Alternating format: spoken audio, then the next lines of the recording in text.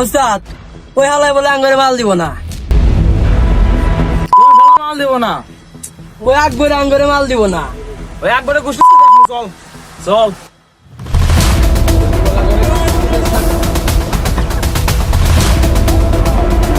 ছোট এর রাকিব শালারে আর মাল দিব না।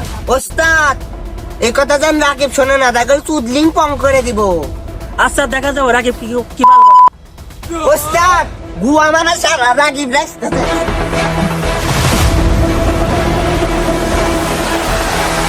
ওই কুত্তার বাচ্চার আজকে বাসন নাই।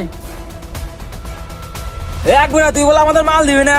আপনার সময় টাকা সময় দেন না, আপনাকে মাল দেব না।